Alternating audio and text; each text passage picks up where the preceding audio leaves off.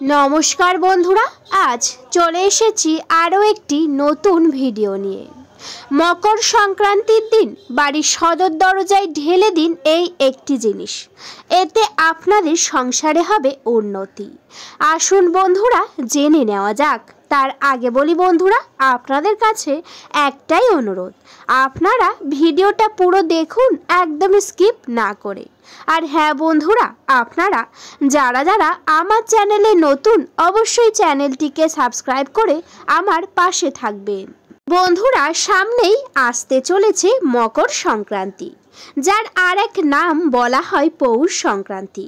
এই মকর সংক্রান্তি কিন্তু অত্যন্ত গুরুত্বপূর্ণ একটি দিন। এই দিনে যদি সদর দরজাতে এই জিনিসটি ঢালা যায়, তাহলে আপনাদের সংসারে লুকিয়ে থাকা নেগেটিভ এনার্জি নষ্ট হয়ে যাবে। তার জন্য কি করতে হবে জেনে নেওয়া যাক। বন্ধুরা, এ বছর অর্থাৎ 2025 সালে 14ই জানুয়ারি অর্থাৎ মঙ্গলবার পড়েছে এই মকর সংক্রান্তি। সেই কারণে আপনাদের ঠিক তার আগের দিন এই কাজটি করতে হবে, অর্থাৎ 13ই জানুয়ারি সোমবার দিন ঠিক সন্ধ্যাবেলাতে আপনারা প্রথমেই যেমন সন্ধ্যা পূজা করেন, ঠিক তেমনভাবেই হাত মুখ ধুয়ে একটি শুদ্ধ পোশাক অবশ্যই পরবেন। এরপরে প্রথম যে কাজ তা হচ্ছে ঠাকুর ঘরে যাওয়া। ঠাকুর ঘরে গিয়েই প্রথমেই ঠাকুর ঘরটিকে ভালো করে মুছে নেবেন এবং পরিষ্কার পরিচ্ছন্ন করে নেবেন। বন্ধুরা, ঠিক তারপরে আপনারা যেমন প্রত্যেক দিন সন্ধ্যাবেলায় সকল দেবদেবীকে ভোগ নিবেদন করেন, ঠিক তেমনভাবেই ভোগ নিবেদন করবেন। এরপর প্রদীপ জ্বালাবেন এবং ধূপ জ্বালাবেন। সকল দেবদেবীকে খুবই ভক্তি সহকারে আরতি অবশ্যই করবেন। যখনই এই কাজ করা হয়ে যাবে, তারপর আপনারা শাঁখ কাঁসা ঘণ্টা বাজিয়ে সন্ধ্যাবেলার পূজা সম্পূর্ণ করে নেবেন। বন্ধুরা, যখন সন্ধ্যাবেলার পূজা একেবারেই সম্পূর্ণ হয়ে যাবে, তারপরে আপনাদের নিয়ে নিতে হবে একটি তামার ঘটি বা তামার পাত্র। যে ধরনের পাত্র আপনাদের কাছে রয়েছে সেই ধরনের পাত্র অবশ্যই তামার নিতে হবে। এই কাজের জন্য তামার জিনিস অত্যন্তই শুভ, কিন্তু হয়তো অনেকের বাড়িতে নেই এই তামার জিনিস, সেক্ষেত্রে আপনারা কিন্তু পিতল নিতে পারেন। তারপর সেই ঘটিটিকে প্রথমেই আপনারা ভালো করে মুছে নেবেন এবং ধুয়ে পরিষ্কার করে নেবেন। এরপর সেই ঘটির একদম সামনে আপনারা একটি স্বস্তিক চিহ্ন ঠিক সিঁদুর দিয়ে এঁকে নেবেন। ঠাকুর ঘরে সর্বদাই থাকে এই গোলা সিঁদুর, সেখান থেকে নেবেন এবং সেই ঘটির সামনে এঁকে নেবেন একটি স্বস্তিক চিহ্ন। এরপর সেই ঘটির মধ্যে একেবারেই পরিপূর্ণ করে গঙ্গার জল দেবেন। এমনভাবে দেবেন জলটি যাতে বাইরে পড়ে না যায়, একেবারেই যেন সেই পাত্রর মধ্যেই থাকে। সেটি কিন্তু অবশ্যই গঙ্গা জল নিতে হবে। এরপর সেই জলের মধ্যে আপনারা অবশ্যই মিশিয়ে দেবেন 1 চিমটি পরিমাণ হলুদ। হ্যাঁ বন্ধুরা, একেবারেই ঠিকই শুনেছেন। এই হলুদ যদি আপনাদের বাড়ির রান্নাঘরে থাকে সেখান থেকে নেবেন না, অবশ্যই বাজার থেকে গিয়ে নতুন বা পরিষ্কার কিনে নিয়ে আসবেন। এছাড়াও যদি ঠাকুর ঘরে থাকে সেখান থেকেও একদম অল্প পরিমাণ হলুদ নিয়ে নেবেন। এরপর ভালো করে সেই জলের মধ্যে আপনারা মিশিয়ে দেবেন। বন্ধুরা, হলুদটি যখনই মেশানো হয়ে যাবে, তারপর একদম অল্প পরিমাণ সামান্য কর্পূর নিয়ে নেবেন। এই কর্পূর সর্বদাই ঠাকুর ঘরেই থাকে, প্রত্যেক বাড়িতে, সেখান থেকে একদম অল্প পরিমাণ নেবেন। নিয়ে হাতের সাহায্যে আপনারা সেটিকে একেবারে গুঁড়ো করে নেবেন। এরপর সেই জলের মধ্যে দেবেন এবং জলটিকে ভালো করে কোনো একটা জিনিসের দ্বারা মিশিয়ে দেবেন। এরপর আপনাদের ঠাকুর ঘরে যে সকল ইষ্ট দেবতারা রয়েছে সেই দেবতার চরণ থেকে একটি আপনারা ফুল নিয়ে নেবেন।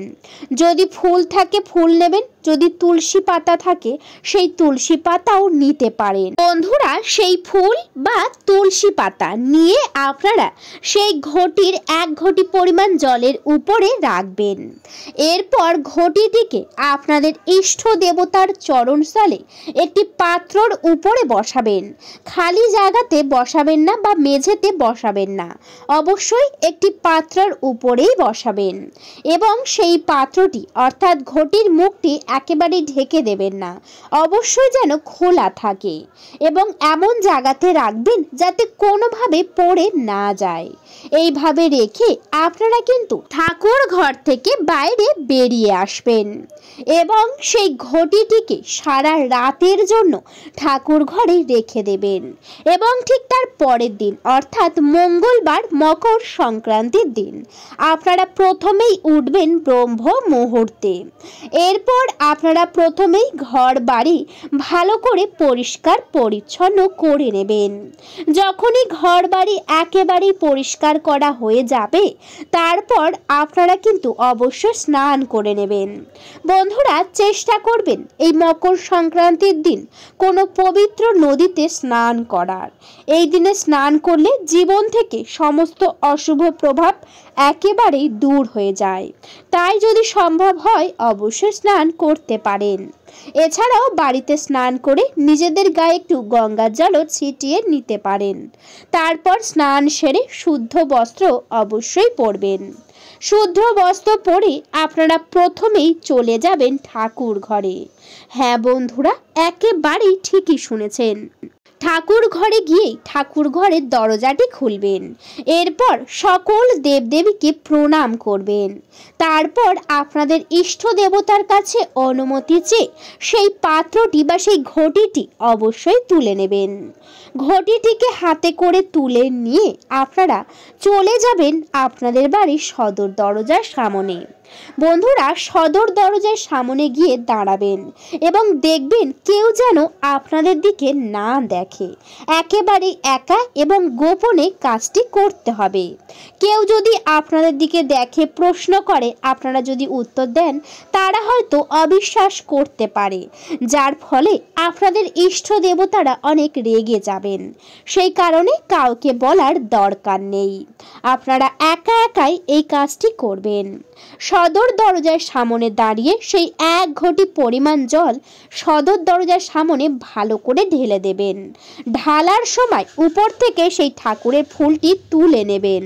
বন্ধুরা, ফুলটিকে তুলে নিজের হাতে রাখবেন এবং সেই 1 ঘটি পরিমাণ জলটি ভালো করে সদর দরজাতে ঢেলে দেবেন এবং এমনভাবে ঢালতে হবে যাতে সদর দরজাটি একেবারেই যেন ভিজে যায় এবং সেই জলটি যেন বাইরে বেরিয়ে যায়, তেমনভাবেই ভালোভাবে ঢেলে দিতে হবে। ঢালার সময় আপনারা যখনই ঢালা হয়ে যাবে তখন হাত জড়ো করে আপনাদের ইষ্ট দেবতার নাম বা মা লক্ষ্মীর নাম অবশ্যই করবেন ঠিক 3 বার। এরপর সেই ফুলটিকে নিয়ে আপনারা কিন্তু অবশ্যই সদর দরজার উপরে রাখতে পারেন। এছাড়াও আপনারা যে কোনো জলে সেই ফুলটিকে ভাসিয়ে দিতে পারেন। এরপর সেই ঘটিটিকে ভালো করে ধুয়ে আবার পরিষ্কার করে ঠাকুর ঘরে রাখবেন এবং তারপর মকর সংক্রান্তির দিন আপনারা সূর্য দেবতাকে অর্ঘ্য দেবেন ঠিক অনেক সকালবেলা। কারণ এই মকর সংক্রান্তির দিন সূর্য দেবতাকে যদি অর্ঘ্য দেওয়া যায় তাহলে কিন্তু সকল বাধা বিপত্তি দূর হয়ে যায়। সেই কারণে অবশ্যই আপনারা এই কাজটি করবেন এবং পুনরায় আপনারা কিন্তু অবশ্যই করে ঠাকুর ঘরে মকর সংক্রান্তির পূজা অবশ্যই সম্পূর্ণ করবেন। মকর সংক্রান্তির পূজা খুবই ভক্তি সহকারে করবেন, কারণ এই দিন বাড়িতে পূজা করলে এবং সকল দেবদেবীকে ভালো করে আরাধনা করলে সকল দেবদেবীর কৃপা লাভ করা যায়। সেই কারণে অবশ্যই আপনারা এই সকল কাজ করবেন এবং এই মকর সংক্রান্তির দিন কারোর সঙ্গে খারাপ ব্যবহার একেবারেই করবেন না। বন্ধুরা, ভিডিওটা ঠিক এই পর্যন্তই। আশা করছি ভিডিওতে আপনারা পুরোটা বুঝতে পেরেছেন। ভিডিওটি যদি ভালো লেগে থাকে অবশ্যই ভিডিওতে একটি লাইক করবেন এবং ভিডিওটি আপনাদের বন্ধুদের সাথে অবশ্যই শেয়ার করবেন এবং বন্ধুরা সাবস্ক্রাইব করে আমার পাশে থাকবেন। আজকের মতো আমি বিদায় নিলাম। সবাই ভালো থাকবেন, সুস্থ থাকবেন। সবাই একবার মা লক্ষ্মীকে ভালোবেসে কমেন্টে জয় মা লক্ষ্মী লিখে যাবেন। আপনাদের সকলকে জানাই অনেক অনেক ধন্যবাদ। রাধে রাধে।